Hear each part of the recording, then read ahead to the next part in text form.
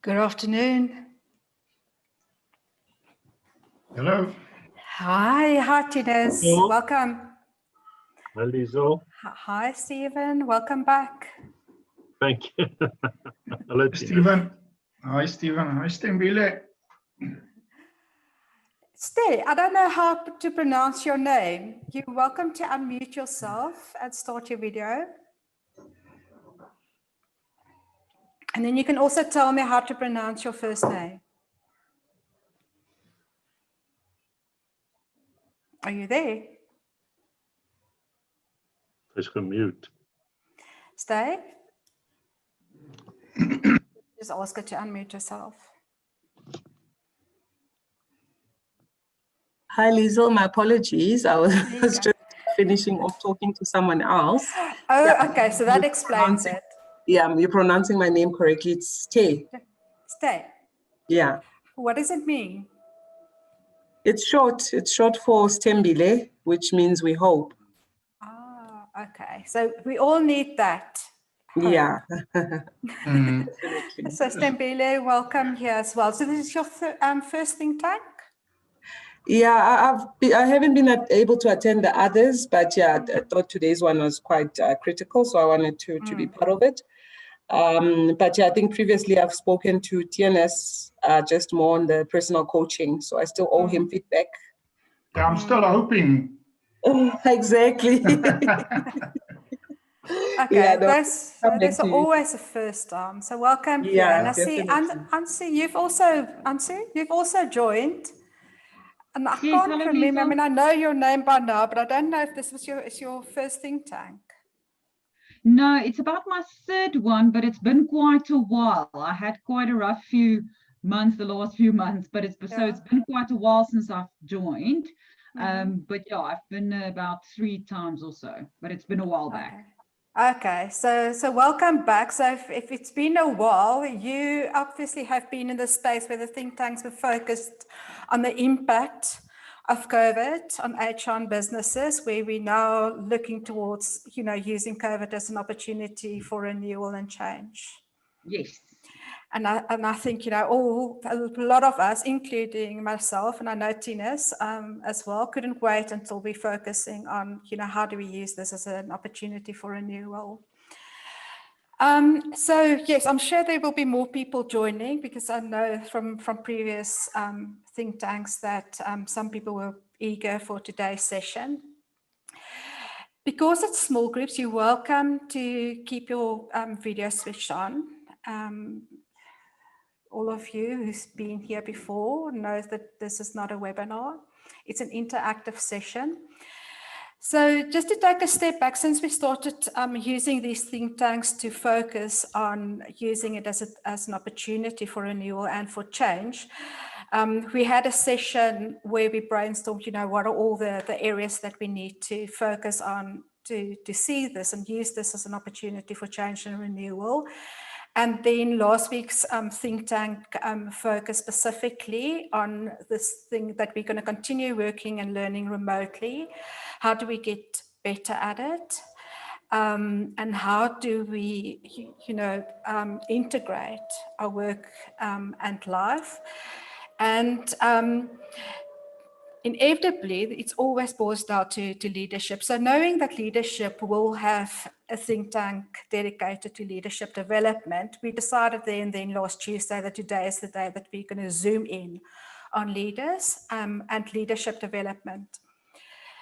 Before I start, and I am going to start this one a little bit differently, and when I do so, I think you'll know the reason why. But before I do that, I don't know if you can hear the background noise. So today it's also different for me. I'm here wearing my earphones. I really need to do that, but it sounds like a construction site here. They are busy putting solar panels on our roof. We've decided to now here go off grid as well, so that neither my children who's doing first year university or me working remotely and on Zoom so often get affected by load shedding. And then it's the environmental impact and all of that as well. So if we, and I just want to not ignore Donna for joining. Hi, Donna, welcome back. This is your, I don't know how many think tank, but Donna is starting to become a regular, especially now that we're focusing on the change, you know, using it as an opportunity for change and renewal. So welcome back, Donna. Okay, so Donna might still be, Donna, okay, so I don't see your microphone next to your name, so you might just need to activate that from your side when you're ready to do so. If everyone is okay with it, and I'm kind of asking for permission, but I am going to do that anyway. Just to frame this okay, look at those laughs. We can't make this by consensus. I want to share with you some of the merged results from the HR value report that I've run for companies in company. And then while I'm doing that, specifically with regards to leadership development, I think it will become clear, because I think that will frame some of our conversations about the why and the what of leadership development. So I'm going to share my screen, and I've just taken some of the graphs that I've prepared. I still need to write an article and do this and that with the merged results. So I'm not going to bore you with details. I do want to bottom line some of the insights here. But just while I am opening that slide, let me just go to the right slide. Okay, can everyone just confirm, because now I don't see myself, I just see my slide, that you've got a cover slide there in front of you. And I can't see the chat, so let's look at that. Yes, you can see that. Okay. Yes. Just give some background. The HR value report asks HR's key stakeholders inside the company, what do they expect and perceive of HR? And I'm just going to bottom line some of the insights that came from the merged results of participating companies pre-COVID. And while I'm doing that, because I've got my opinions, I want you to just kind of think, how did, during COVID, with this change here, and just so that you know, the response rate from leaders who complete the survey is on average about 78%. So it ranges from like 60 to 95%, which is really good for an in-house survey, which should tell you that leaders want to participate and say what do they expect and perceive of HR. Okay, see, this is now where I need different thing. So one of the areas that the HR value report asks about the role and performance of HR in their organization. And across roles, and this is where you need to kind of start noticing what comes up, is the second most important role for HR is leadership development, according to leaders. Okay. Unfortunately, HR, for me, HR governance and compliance is the most important role, which also, I think, during COVID, we could have seen this come out as the biggest priority for HR pre-COVID, but you could see right throughout COVID how important that was. Now, the leadership development, which was the second priority, I think was often neglected during COVID, whereas leaders absolutely needed support and developing, etc. During COVID, not to waste COVID as a crisis, which I think sometimes in some organizations, someone told me last week, the HR department really missed the opportunity during COVID to focus on leadership and bringing people together. So I'm looking at three different slides. If you look at the biggest gaps between how important a role is and the performance of HR against that, and this is by leaders, not HR. HR doesn't assess themselves. Leadership development was the biggest gap between how important they see it and HR's performance. if you then have a look and you see under leadership development, you don't need to read all of that. I'm just going to bottom line it for you. I've just pulled this from Qualtrics, so I'm not able to edit that without effort. And if you look at leadership development, what is the most important? Proactively develop the next generation of leaders and to provide a range of great leadership programs to develop leaders.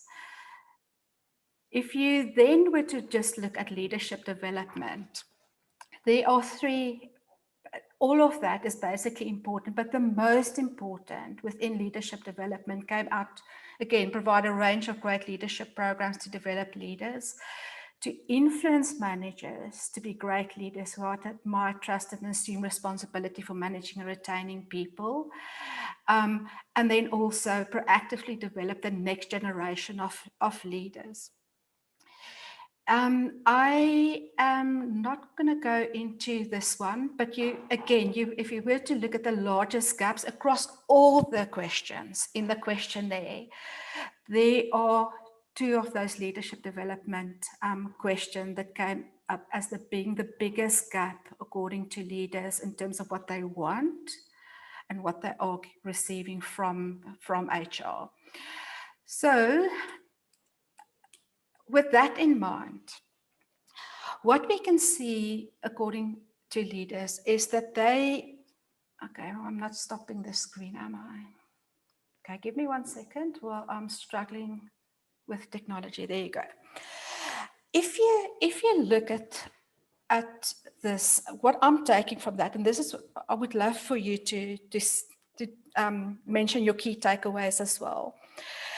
We know that it's important leadership development. It's not just something that HR says is important, and we see it right through all the social media and the articles and the insight that's coming out. We see that this is something that's really needed and asked for by leadership themselves. In one of the participating companies, which is one of the bigger organizations that has been participating for 2 years in a row, what I could see when I start breaking it down into different levels, executive, senior, and middle management levels, is that yes, for senior managers and the middle managers, they do offer great leadership development programs, but on the executive level, they neglect it. And that's certainly part of my experience as well, is that we often focus on certain levels of managers, but not on senior and executive levels. That's the one thing.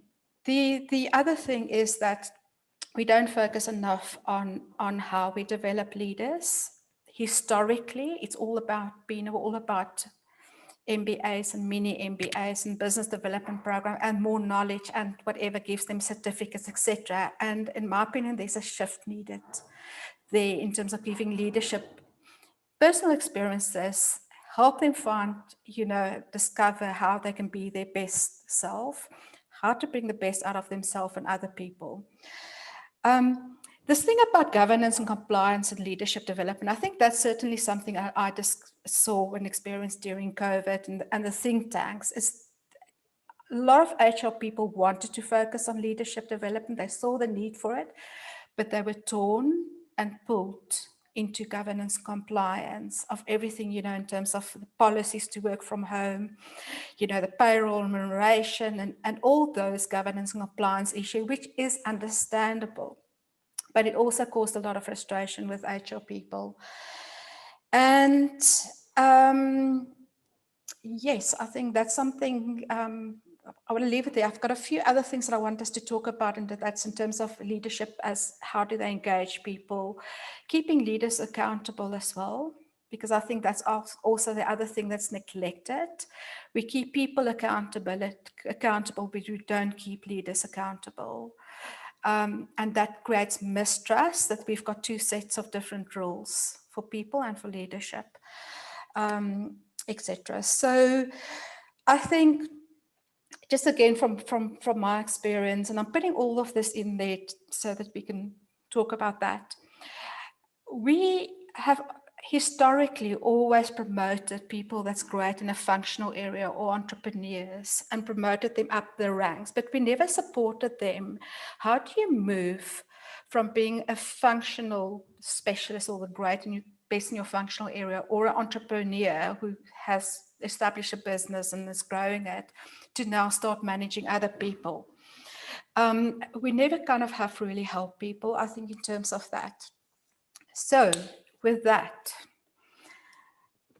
few things that I just want to leave you with, etc. What are some of the things that you've observed out there in terms of what leaders need, what needs to shift in what we do and how we do it?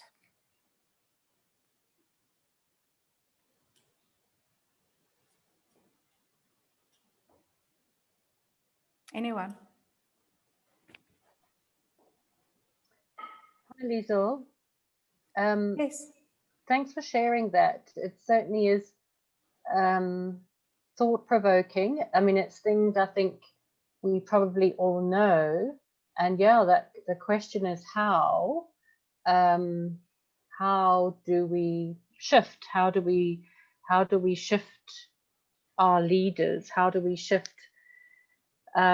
those that need development, like you say, from a functional role into a more leadership role? And I use the word leadership rather than managing, because leadership is about influencing. There is obviously management in there, but the management is often about the functional side and not about the relational side. So it's, you know, in the 20 odd years that I've been working in human resources, this is, you know, in the companies I've been in, and I'm sure there's other companies that are different, but this has been one of the most common practices, common challenges in businesses, no matter what size they might be.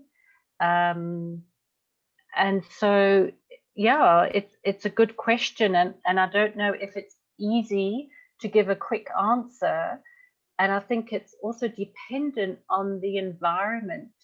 You know, either the person who's working in HR, or like yourself, you help, you know, you consult and you contribute to give guidance to businesses and individuals, you know, through mentoring, coaching, your HR report, those things.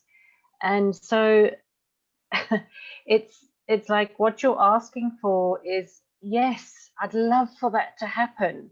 I'd love for that opportunity to focus, you know, on how these leaders that we are needing to develop them in themselves, develop how they relate to people, you know, find out who they are, help them to find out who they are and what is their leadership style, and how it fits in, you know, with the environment and the people that they work with. There's so much, you know, and so it's, and then I think about what is often happening in the workplace, and it's quite, you feel quite sad actually that in many environments, you know, this kind of thing has not been historically, has not been the focus. And it's interesting that your results have come from leaders and their view on HR, and yet somehow that message is getting lost in the communication to HR people. So perhaps that's a starting point, is this type of report. If the leaders, the executive or top management are willing to hear about this type of report, and that could be, you know, a starting point, but it's often very difficult to get them to give that space, that time. And I think I say that because it's not every business is like that, but there are many businesses where that is a challenge for the HR person as well. So yeah, it just, would be so wonderful to have leaders that actually understand what HR is really about, and to be given the opportunity to explain it. If you know, and again, the HR people, it's historically been seen as very functional, but so it's an ideal opportunity now in this COVID time, which we're 6 months into. But then, unfortunately, the people that have a passion for this type of thing have not necessarily been given the tools, you know, the training to actually now create the opportunities or to educate their leaders into this kind of way of thinking as well. Tinus. Yeah. Yeah. Thanks, Donna. And you've mentioned quite a few things that I want us to circle back to. And while Tinus is talking, I'm going to make notes of some of the things that you've mentioned, Okay. because I think it's worthwhile to go back there. Yes, Tinus. Yes, thank you, Liesl. From your results, your HR value report results, and from what you're saying, Donna, what I'm seeing, the same kind of message that creates schizophrenia is this double bind message. So leaders say, look, we need you to develop leaders. And then they still come with, but not now, you know, develop leaders, but we also need to comply. We need auditors and all that stuff to be ready and to be functional. So if we find schizophrenia among HR people, I won't be surprised, and it will be fully understandable, because you're getting conflicting messages, and both are equally important, but it's not clear. What should you do now? Do this, but also do that. And you're pressed for time, and you know you can only do so much.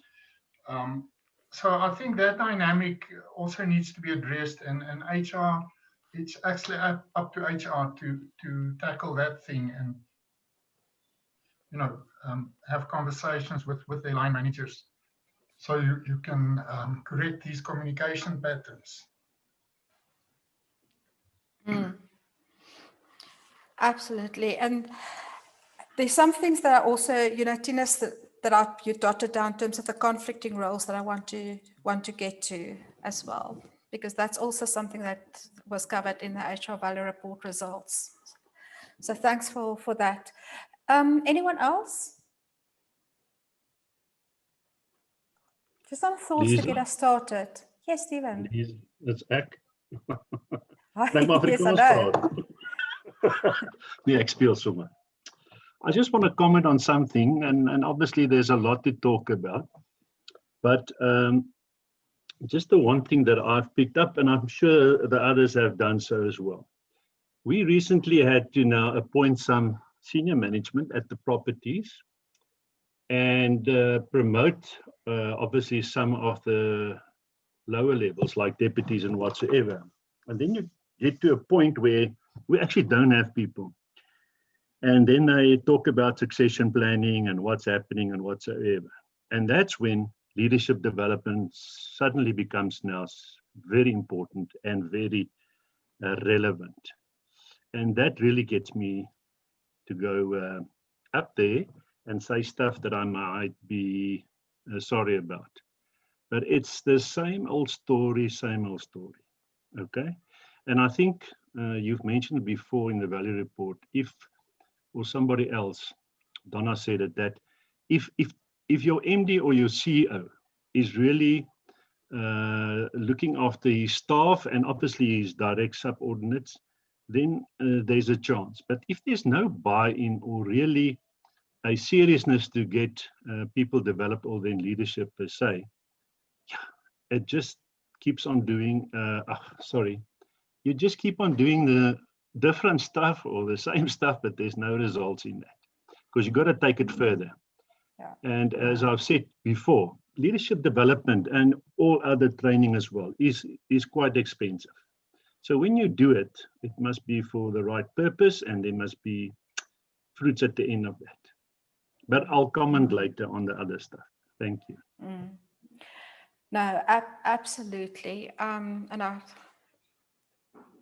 want to dot that thing about the investment as well, because I think that's part of the issue in terms of that mindset about what to do. Are we looking for plasters, quick, cheap things just to tick the box? Are we really doing things that will shift the needle? Anse, any bolts from you?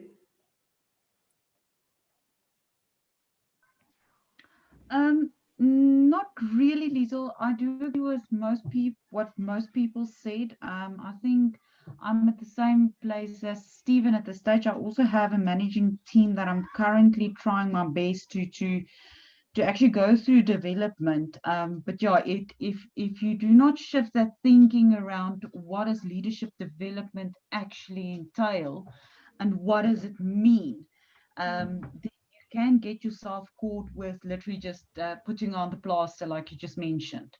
And you're realizing and seeing these leaders trying, well, at this stage, these guys just trying to tread water with all the changes, that we literally put the development on hold because it was no use. They were in and out the whole time during sessions, etc.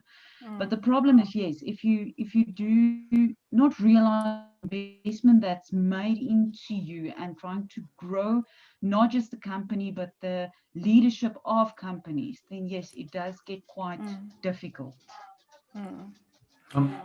Liz, can I just add what Ansu said made me think also the issue of, this is a partnership. HR are partners with Line, but somehow this thing of HR being surrogates come up for me. So it's HR's responsibility to develop these programs and to develop leaders. It's not nothing to do with me, So I'm not sure how widespread that is, but that's something that I've picked up. HR become the surrogate leaders for leaders. And Ansu, you asked quite rightly, so, what is leadership development? What does it look like? And add to that, what are our responsibilities and our roles? So HR is not a surrogate for all these soft, fluffy stuff that leaders are uncomfortable with. They need to come to the party and break through their comfort zone barriers. It's their responsibility to lead and to develop their direct report and other leaders in the organization. So I think that's also an important piece that we need to address. Ines, sorry, if I might add to what you've said. Sorry, did you finish? Sorry. Yeah. Go for it. Is that I've experienced the fact that every time you want to bring in something different or something that is new to developing people, what is the normal comment? What does HR want to do now? And, we're happy with where we are. And my view on that is, and that's how we've been practicing it, is that if there's a person that's got the attitude of, like you've just said, that we're surrogates and it's our thing, I just ignore them these days. And it's basically you get on or you get off. Because the problem that I have, and I'm sure the others as well, if you keep focusing on these one or two people, that is not for this. The guys that are positive and eager to learn, okay, you leave them behind. And sooner or later, they become the same. Because it's a half a story. So that would be my viewpoint at the moment. I mean, and it's also time for HR to recommend that and be more assertive to the MD to say, those people are not playing the game. Get rid of them. You either fix them or they must go. Otherwise, leadership development is going to cost you. And that should be made clear. Otherwise, your direct team will not be as efficient as you want to. And I'm sure for us, specifically that's in the hotel or tourism industry, which is very tough since we started so late again to operate.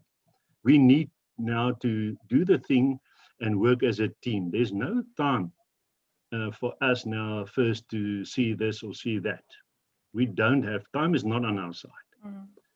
So I'm sure we can go on talking like this for days. But thank you. Stephen, just taking on what you said last about, how far do you go with leadership development? I mean, at some point you need to kind of say, you're not shifting as a leader. Let's, get someone else. I've been exposed to situations where leaders got through the ranks. They were great in their functional roles and they naturally got promoted because most companies didn't have the split career paths for leadership and functional areas. So if you wanted to get a promotion and a higher salary, you had to go up the ranks, which is part of historically the system problem. Is that, and then people end up in leadership position, which was not their key strength. They were not great leaders, they're great functional specialists. And you actually do an injustice, for trying, like tapping, blood from a stone, or what is the saying, right? Whereas there are other people that are better leaders. So you would need less investment, time and money in terms of developing them and from good to great, than endlessly, and you say that, and Donna said it as well. I think if you're asking Tinus and me, all the people that's grey and have been around for 30-odd years have known is, at what point do you say that there's accountability as well, and let's get the best leaders in place. We need to kind of offer alternatives for people who's not the best leader. And we need to create opportunity for people that's already showing leadership and offer them those positions will become more natural to them and will play more to their strengths. Because that's part of the problem with burnout and stress is people in roles that's not authentically who they are and the best self. And they're forced to manage other people. And that's not, who they are. So I think, that I think is part of the problem, and it speaks to one of the results there in terms of proactively develop the next generation of leaders. Because, this is it, we haven't simply replaced the word management with leaders and saying now all managers are leaders. Leadership in itself means, a leader means you've got followers, leader, followers. Right? That's what leadership means. If theoretically, and I think we need to look for leadership on all levels and develop them so that it doesn't become a dependency on only managers that need to be great leaders. I think that's one thing that we need to shift our mindset, is developing leadership on all levels and not just saying managers need to be leaders. That is one thing. The other thing that I just want to speak to is about the conflicting roles. And I just want to share with you one of the other slides that I wasn't planning to share. One of the things that the HR Value Report also asks of leaders is it gets them thinking, what are the factors that impact HR's ability to add value? And I just want you to see some of the key results that came up, because some of it you actually came out in some of the conversations now. Oh gosh, no, it's not there. Okay, one second. Otherwise, I'm just going to voice over it so I don't struggle through it. This is not a problem with working on too many screens. Okay, so the thing that 49% of the leaders said is our company culture place more emphasis on HR's traditional role than HR's value-adding role. Then there's the 44% that said HR has to fulfill conflicting roles. And I want to speak to this, especially with regards to governance and compliance and leadership development, which were the two most important priorities. 3, 4, 5. Sorry, the fifth one. 38% of leaders said employees turn to HR to resolve issues that could and should be resolved by leaders and managers. And then number 6, of all the inhibiting factors impacting HR, is HR has to deal with many activities that are the consequence of us not appointing and developing the best leaders as our key priority. Okay, so all those things, now we've got the data and the stats, and when leaders get feedback on this, that's when the reality hits them. You know, we can't just be dependent on HR to change. You know, Tina said it in our feedback session on the HR value report results are, whether it's a management team or a CEO, whatever, ExCo, point to that collaborative thing. It's not just saying HR should be doing this, HR should be developing that, whatever. There's things that's holding HR back. And HR is too often blamed for things that they don't have control over. So talking about this thing about governance, compliance, and leadership development, the 2 priorities, and often the conflict where HR is sitting, they will always, and we've seen it in COVID, be pulled into governance and compliance. Now, 2 things. One thing is, yes, you can do leadership development. Leadership development is not just about training, right? In terms of how we influence leaders, that can infiltrate, you know, the whole time in terms of how we're doing governance compliance. For example, we've seen during COVID that, you know, and before COVID, how leaders use the stick approach in terms of industrial relations and things like that. And we've seen how HR is using the stick approach and the governance and compliance things to manage people. And often that's a missed opportunity for HR to proactively use that as an opportunity to influence leaders and use the carrot approach and not just the stick approach.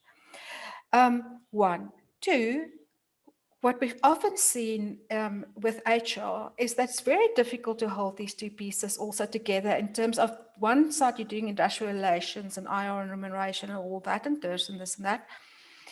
Then, which is often kind of the stick kind of thing and performance issues that you often have to deal with. And the next moment you're sitting in a training room and developing leaders.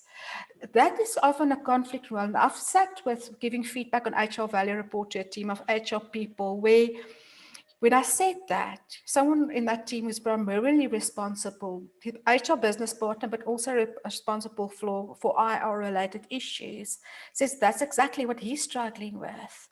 Is it creates a mistrust also if you actually are doing both those things. Now, what I'm curious about, I often see that leaders are very quick to outsource reference checking, people that can help them with CCMA cases, recruitment, etc. What I'm curious about is, you know, why don't they enough? I'm not saying everything, because there's a lot of influencing leadership and developing leaders and be coach-like with leaders that can happen in the workplace. But why do they see leadership development more as a cost thing and not an investment? Why the short-sightedness about investing in leaders?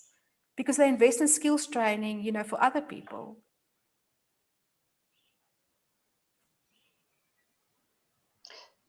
Liesl, sorry, you're saying about the management, the senior management not investing, or you're referring to HR people not investing in leadership? No, I think HR wants to.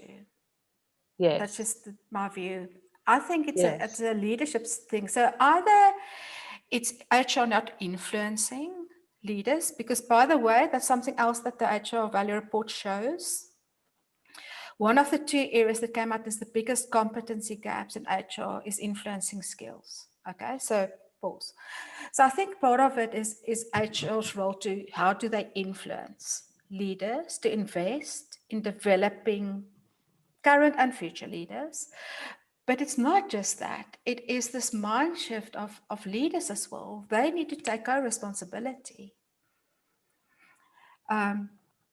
You know, it helps with the HR value report when a CEO sees this and he sees all the leaders say this. then it's merged result. It's not HR saying that. That helps.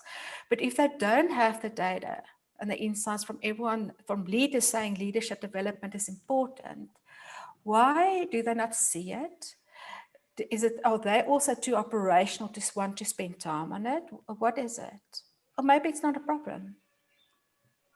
Liesel, my view on that is that the reason for that is that not investing in leadership development and whatsoever is it should be having a quick return for some people. Now it's like I spend this money and tomorrow I make money. Now, unfortunately, leadership development is like anything else, which is it has to do with development. It takes some time. It is not a quick fix. It's not a race. It's a journey. So if you see it as a short-term thing, that can happen. Some people will be developed in a shorter time, like others. Like you said before, there may have been people down below that already have that. They just need some rounding off, and they'll be there. And I think just talking towards that, I think we sometimes blind ourselves to forget to look at the people below, some of our leaders or managers. Some of my managers shouldn't be in the positions they are. I'll be frank. They are, let me rather keep quiet. But if you can see the future and the importance of leadership development as a long-term investment as well, then you're there halfway. Thing is then just to make sure that you are prepared to spend the money, because that's the first thing, and we all know that. As soon as you talk about training, it's where we're going to get the money now. We're retrenching, and where do you want to go, and we're not doing our turnovers, etc. And something that I've learned in the past, and I can't remember from whom, that said the best time to do training is when you retrench. I think it sounds very, very awesome, or very difficult to understand. But that's how sometimes it happens, because people's morale go down. And leaders, if they don't take charge, also goes there. And then everybody goes down. That's my humble opinion. And very valuable. And I had conversations about this for kind of a couple of years now, about investing in leadership, and what do you do if things just really don't change. And you spoke to the word training, Stephen, and I think that is part of the issue, because for me, training, just the word training means, yes, you pay money and it's a plaster. It's training, it's skills, and sometimes there's a certificate attached to that. And you also spoke to the word development. Development is a journey, and that is what leadership should be. Developing leadership should not just be about leadership training. It should be about developing. It is a journey. It's not a plaster. And, the whole thing about cost, I think, it's deficit thinking to think what it will be costing you to do X. Where we know there's return on investment in terms of leadership. Everything points to that. There will be returns if you focus on developing your leadership. So that you cannot afford to see just the cost of doing leadership development, because there will be a return on investment. But if you just do something small, let's say you just do training and a quick fix, yes, that will be sunk cost if it's not going to change anything. No, correct.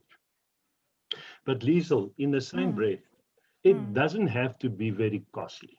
Besides doing one or two interventions, which is perhaps relevant to that point in time, which the team is battling with, or senior management, is to go to seminars, attend breakfast where people with experience are talking, read a business book or an autobiography about somebody that's a role model, and or an article, because if you go back to a very basic thing that we always learned in the beginning, or maybe later on, is that I will only invest in people that want to invest in themselves. I will not spend R1 million on a person that is useless, that thinks they know everything and thinks what they do today will make it happen tomorrow for them as well. So those days are gone. And I think we perhaps should go more back to see those eager younger people that are willing to learn and to bring them up, so that the old, let me say, stagnant old white man's clubs, for that matter, if I may call it like that, not being a racist or whatever. I'm just saying, a lot of the companies are, and I'm talking specifically to ours as well. They think they know everything, and there's nothing that a 35-year-old coming down as a GM or whatsoever. They have to be old and experienced and. So yeah. I fully agree with that. You know, we need to give the young people an opportunity, and if we do that, they're less resistant to change. They adopt technology. Well, I don't even want to talk about adopt technology. It's not even adapting, they live technology. You're going to get a lot more agility and innovation if you do that. But somehow, you know, over the years, this is not, you know, this is a decade-old problem, is that we just we keep on doing the same things all over and over again with leadership, and not keeping leadership accountable. The same with performance management system. You know, we manage everyone else's performance, but if engagement and retention and purpose alignment and all those things are important for leaders and how they manage performance, and engagement results, I've seen that engagement results terrible at the divisions, yet that person is still years and years is still the leader of that division, whereas he doesn't lead. Toxic workplaces, etc. So, and that breaks down trust, because people look at this and they say, you know, that leader is creating huge problems. People slash their wrists, or they leave without having other jobs or whatever, but there's no accountability. That leader is still there. There's something fundamentally wrong there. Yes, Liesl, I can completely agree with you in that. And what I found as well, that I think why leaders also tend to shy away from that, is you mentioned it earlier around HR is not necessarily putting the strategic imperative thereof. And the one reason is a lot of the leaders do not want to go there because it actually means they have to start opening up. They have to admit that they have something they actually could learn or need to learn. And it's a vulnerable process, developing and then saying, listen, I can actually still be taught something by an individual that might be a few years younger than me, or I might still be in a position that I might not know everything, and that is okay. It's literally adapting that learner mindset or that growth mindset to say that it is okay if I do not know everything. And I think making that shift for a lot of leaders and managers currently is a big shift to make. And I think most of them are not comfortable to say to an HR department that it is okay to develop because I don't have to know everything. The assumption is because I am in a leadership role, I need to have the answers. They have not made that mind shift that leadership is about not necessarily having all the answers, but having the people or the support that can support me to get the right answers. And it's not critical just for me to know everything. Absolutely. Yeah. Can I add to that? I think you have to. I knew you would want to jump in here. Yeah. Go for it, Ines. I agree fully with you, Ansu, on that mind shift will come when leaders embrace their own vulnerability. I mean, Brené Brown's research has been clear on this. Good leaders become great leaders once they've embraced their vulnerability, and they don't give a hoot if people they lead know that. In fact, they insist that their people know that, because that's when you start working interdependently and that's when you start getting synergies between leaders and not only their followers, but their peers and people that they are followers to, their next level. So that is very important. It's not about maximizing efforts of others to get to achieving a goal. It's about intelligently influencing yourself and others, so that things become more meaningful to people.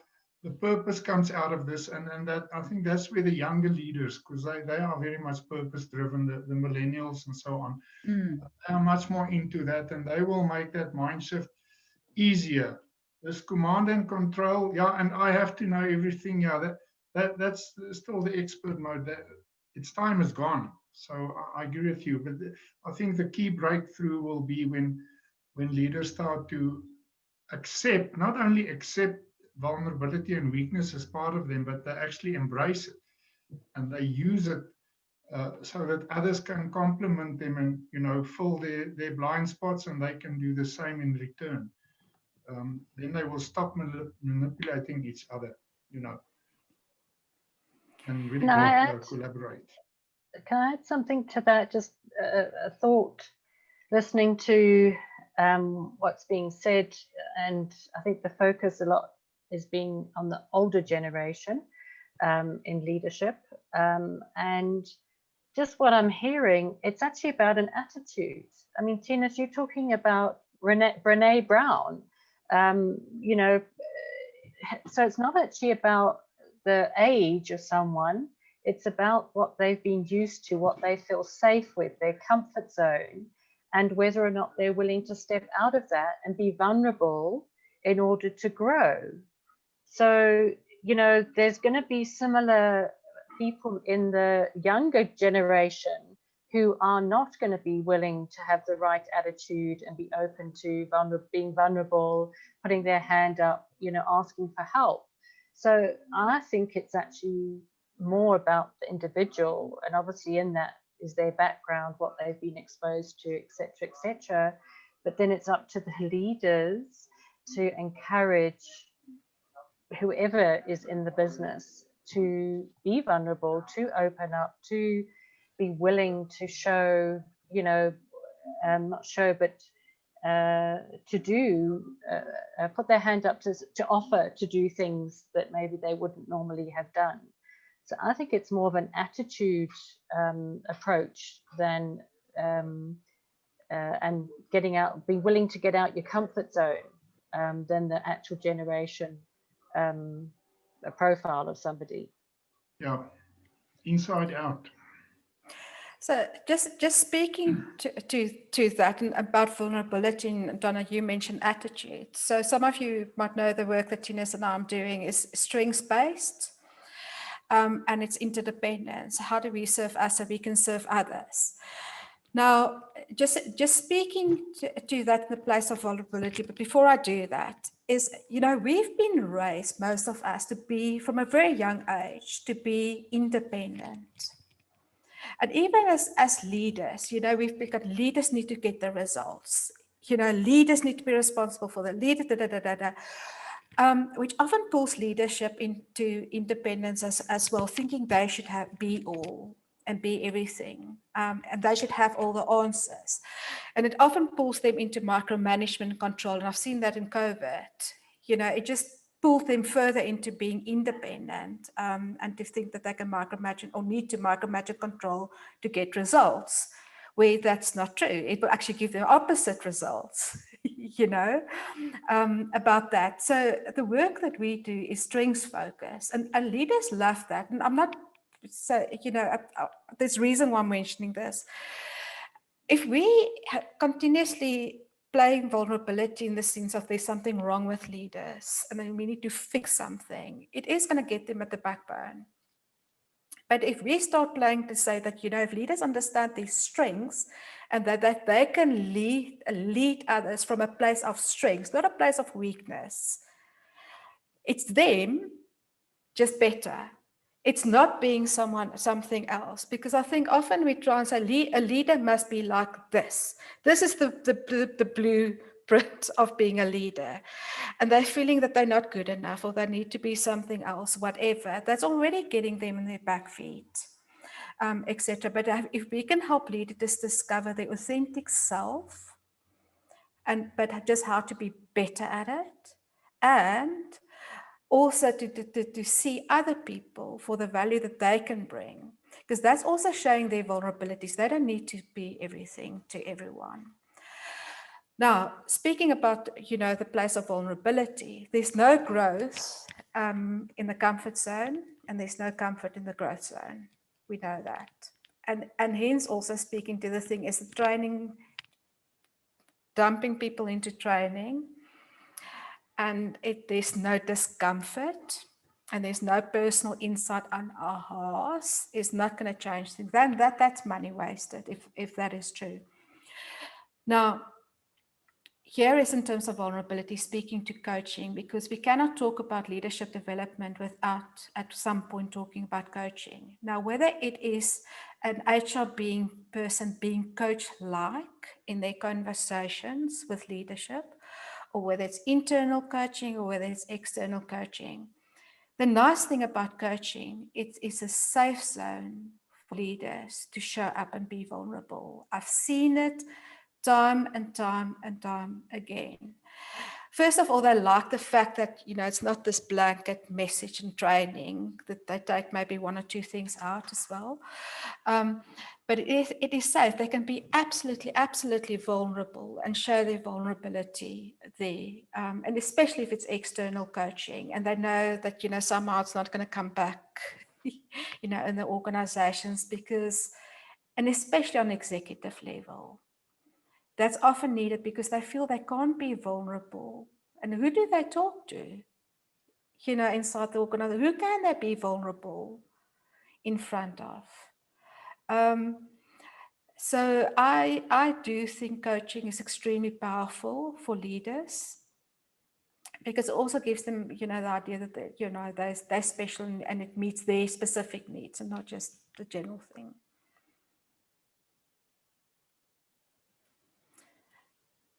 And Natasha, by the way, I've seen you joining. I'm not ignoring you. A while back. Welcome back.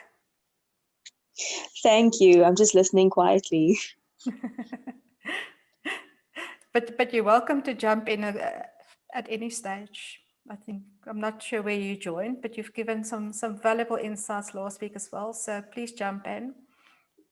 Even if it is to what are the challenges and what are you doing in terms of leadership development there? Yeah, I think that we're still sitting in a situation where we need to do a lot of work.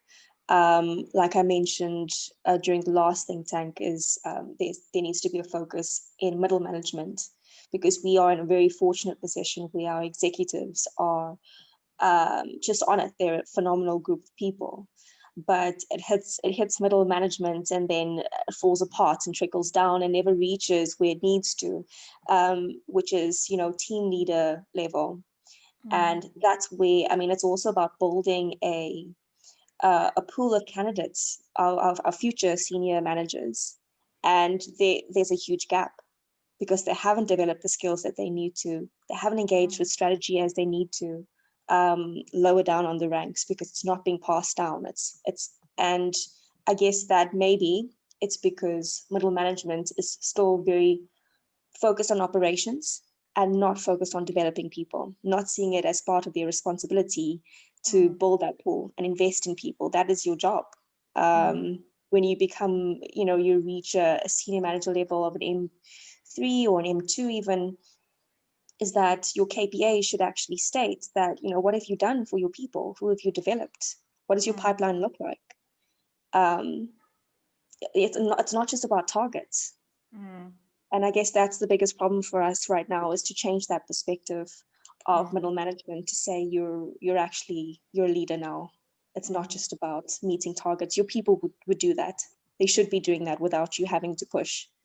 And if not, you haven't done your job from the beginning anyway. So if you need to have your hands on everything, it's a sign that there's a lack of control, and a lack of leadership skills, a lack of being able to let go. So 'cause maybe too much control. Yeah, I mean, maybe there's a fear, like, this is what I'm good at. This is where I've proven myself. Like you said, rising through the ranks. I got this job because I was good at my job, and I will continue to be good at my job, as opposed to evolving and letting someone else be good at their job. Exactly, which will provide Can them I just- opportunity with growth. Yes. Sorry, Liesel. Natasha, I'm happy to hear that your executive excellent. Were the I'm not there yet, but we're going to get there. So before you were as an executive or executive team very functional and effective, was middle management worse than now or not? Or the problems that you experience with middle management? I think that the problems were never exposed before because everyone sort of thought about the same way. And so being operationally involved, proving yourself in that way was acceptable even at executive level. And we had, you know, as our head, he was an entrepreneur. And so it was about hard work. It wasn't about, okay, what's next? It wasn't about the experience. It wasn't about the culture. It wasn't about any of that stuff. So before, I wouldn't be able to tell you if it was better or worse because it was the norm.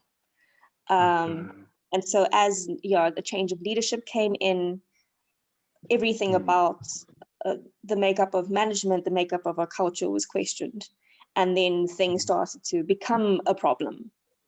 And so it's not like we're coming down hard on middle management. It's because, you know, we've all gone through a change of perspective.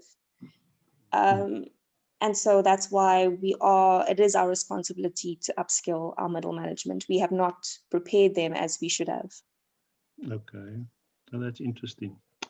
I still believe that if your executive team is strong and effective, it will automatically filter through.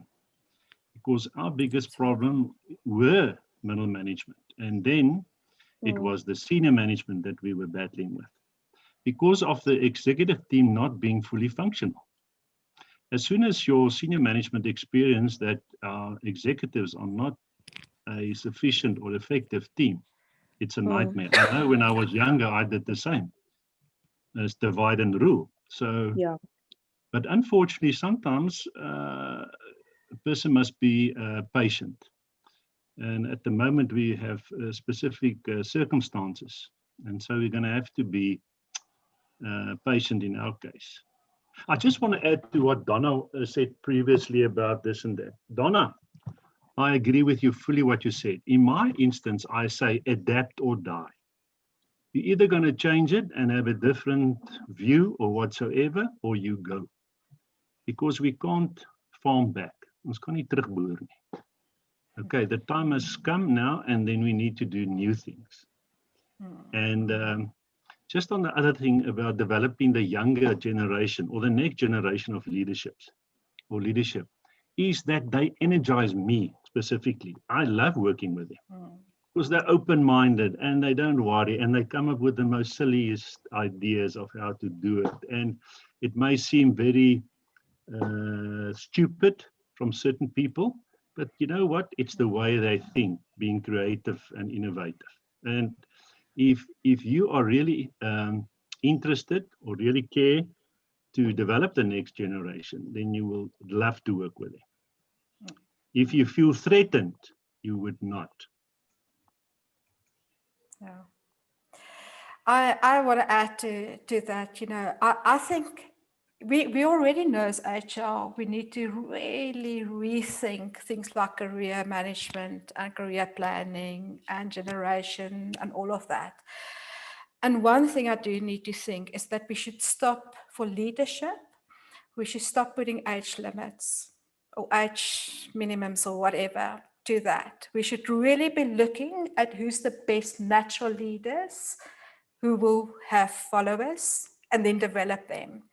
You know, not start from people being the best functional thing and having been here for 20 years and the only way that we can give this person, keep them is to give them a better salary. So that means we need to promote them, which means they need to be in a leadership position. Those days need to be done. Khalas, as they say in Arabic, no more, etc. So, you know, I think if we really want the new organization, whatever, we need to expedite developing the next generation and make them leaders. A few years ago, I had the privilege of attending the Disrupt HR conference in Dubai when I was still in the Middle East, and Ram Charan was one of the opening speakers, and he's often asked by CEOs of companies internationally to help him scout. That's one of the things he does, apart from being an author. Scout for CEO talents. And one of the things he says to CEOs is take away the age requirement. I will find you brilliant 30-odd CEOs, etc. of companies. So that's the one thing. The other thing is that I want to say about, sorry, now I can't remember. About what Natasha and Stephen, you've been speaking about. And that's why I don't like the finger pointing to HR as well, because I've seen what a difference it can make if there's a new leader. You know, at my second last corporate role, I said, I'll only move to a new HR position if I know the CEO wants change and renewal. That's my criteria for moving to a new organization, because we've seen what it can do. You know, we've seen it with, was it Apple and Nokia and Kodak and all of those things. We've seen what happens if a new leadership take over. Either it plummets, you know, or the organization grows, because that's where it starts. It's not HR that's the one to blame.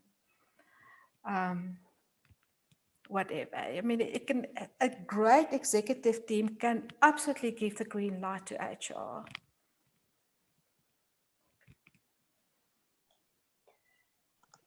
Amen.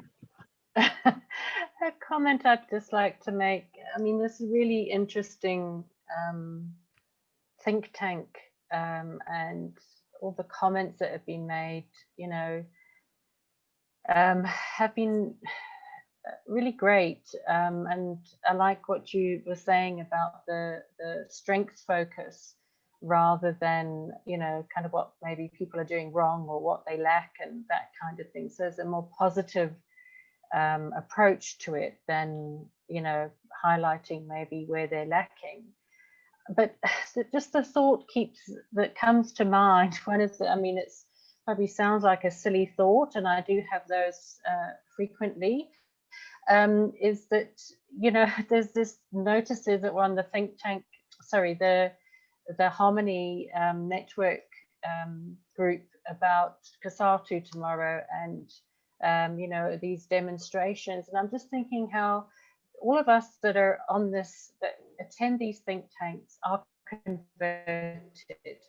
You know, we know about HR, we know the value of it, we know these things, and we know what needs to change. So I was just thinking that maybe we should have a demonstration and get all the HR people and somehow, you know, we're talking about shifting and changing and maybe using different words, because we know, you know, but it's to get the people that and we can have influence, but as Stephen said about patience, you know, we've all been patient for some time, and so yeah, does it take the COVID-19, you know, situation to cause people to wake up, you know, and relook at things, or is it going to go back to how it was when we, you know, I don't know how long this is going to last for, but you know, it's almost like for me, I get a sense that we've got to somehow get this communication out there of the value of people, the value of the role of HR. We've got to get it out there before the COVID situation stops, because otherwise we're just going to revert back to how it was before. And us talking like this is great, because you get ideas, we share them, and we can hear, like Natasha did last week and shared, you know, what she's been doing in her organization, and primarily, I think, because of the executive team just being on board for these things. And it really sounds like excellent, initiatives and seeing results. But we also know there's not that many companies that I've seen that actually think in that same way. So yeah, I'm just feeling like we are talking because we are converted to because what we know it needs to be. So how do we get this message out there? How do we? Yes, Tina. Sorry, I want to ask you a question. So what would you see such a demonstration looking like on this forum? What would you want to see there? You mean on a forum, like this think tank? Well, yeah, on this. Well, then it's not a think tank. Then it's a demonstration or some kind of experiential learning place. Well, I think we should get the leaders, the expos, or they should be part of this, and actually, or ask them to listen to the recording or something, that they can actually hear what the people that have been in this business and working in HR for many, many, many years, share that knowledge. And it's not just one person who is in the company that's trying to influence or talk to a senior manager, CEO. There are many experienced people out there that are actually talking the same language and can actually explain the value of what we're passionate about as well. Good question, Tinas. My thought went as far as walking through the street with placards, but obviously that won't have any effect whatsoever. We won't know. Well, we true. can leverage it on social media. Well, there you go. Maybe we do it, like that, and pretend we've got thousands of people. I'm sure we can get a good graphic artist that would put more and more people in there. But yeah, it's finding ways of how to, and I think what you said, Lisa, was very good. Social media, the structure of it, how it would look like, I'm not sure, but it's just a thought that I'm putting out there. Because right now I'm just feeling rather frustrated because, we're talking and we're, the people that have been part of this have come up with we've shared so many good things. We've shared ideas. People have implemented ideas and they are successful. They've been successful. And there's some that I think just feel so despondent because they hear how other people are making a difference and achieving what they're passionate about.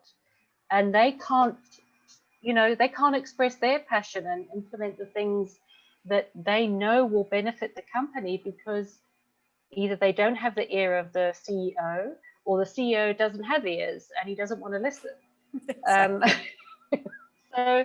So I'm just, that's why I'm also feeling frustrated. We talk about these things and it's like, okay, well, how are we going to do it?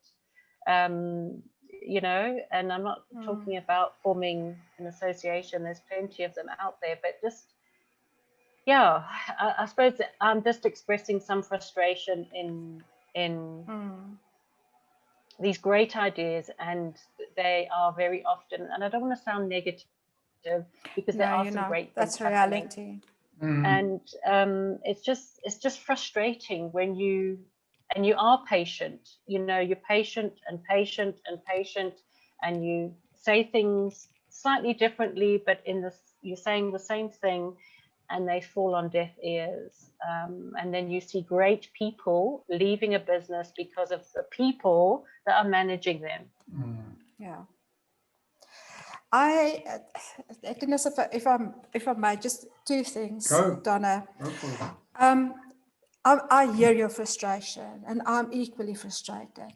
I mean, I'm unknown to when I present at conferences like the KR conferences or whatever, that I say, why, if there's talent management, whatever, is it only HR people in the room? I mean, it shouldn't be HR just always attending anything people related. We should be, I sometimes felt like to stop talking and say to people, you come back and then when you bring in one leader with you, right? Then I'll continue my presentation. So I hear your frustration. One. Two is sometimes I'm going to be honest with you. I tell HR people who know that they need leadership development, bring me in to speak to the CEO. You don't need to fight this influencing battle by yourself. Use me, because sometimes external people have got more credibility in the ear of the CEO, as I can help you to bring this in. But what, in my experience, sometimes HR is holding back. I don't know if it's a credibility thing or they don't want to lose face, which is not true. Whatever, and they're like the gatekeeper, which is not helpful if you can't bring the solutions in. Then about I've never given it some thought, but that's actually a very, very nice idea. And maybe it's not the streets of whatever with placards, is why don't we start a petition on change.org? HR demands leadership leads and stop abdicating to whatever it is. But that's not a bad idea, because I can tell you now, if you start taking this to social media, because that's certainly a message that I want to take, and by using the HR value report results in that, is this partnership. Stop blaming HR. There is that. So change.org. Start a petition. I actually, yeah, I mean, a petition, I think just maybe sharing what we're sharing, even, live conversation. Yes. And, inviting people who are in the same field or who are not,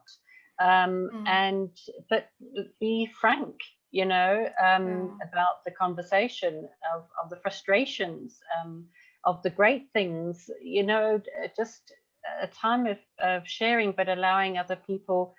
And I think often that's what happens to HR people when they are employed in a business, is they don't have a voice. They can't go and talk too much because, then there's gossip and they're sharing confidential information. So it is lonely, for a lot of HR people. So having a place where they can go, and sometimes you could have this kind of chat where it's not open to social media, but also, what they call the rooms on the side that you can create. But they can actually also share their viewpoints. But obviously the aim is also to get leaders to see this. And I think if we did that, change.org, it's also about not it just being something where everybody puts a moan in, they're moaning about something, but it's just got to be positive, and what's working, what isn't, and what people would like to see happen. So it's thought-provoking, it's creating, putting thoughts out there as well, and ideas that some people can take hold of and may be encouraged to actually be influential in the company that they're in, because they know they've got somebody, there's people out there that are thinking the same way. They are supportive of these ideas. Some of them have worked. And that's how, an individual can start making a difference one by one. That, you're pointing to something that I wanted to do for probably 2 or 3 years now. Okay. Well, since 2017, I actually wanted to do a think tank for leaders, but just leaders. That stage I wanted to do for HR directors as well. But I'm curious to see, and I've got people in the non-HR space, contacts and a network as well. But I mean, Donna, I fully agree with you. And again, speaking to the fact that only HR people's already converted to think these any people related things. messages are there. Everyone that's connected on social media will inevitably on LinkedIn or Facebook see things in the people space that's shared by, whoever, not even if it's Simon Sinek or, I was thinking of a few names, or McKinsey's or Gallup or this or that. The information is out there. I don't think it's the fact that it's not seen.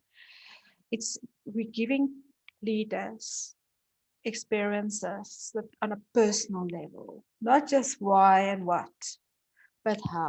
We need to give them the how. And that's why, the work that we're doing, I know, I've seen, I know it will make a difference. But, speaking to your point, it takes time for this message to spread. Don't just read the what is wrong and why leaders need to change. We've got the how. And, it takes effort to reach that, to the right people, the people that needs it most. And it doesn't help if HR is gatekeeping, this, and not influencing and not having that influencing skill. So, yeah, I'm speaking to the thing about the leadership thing that I still kind of want to do that.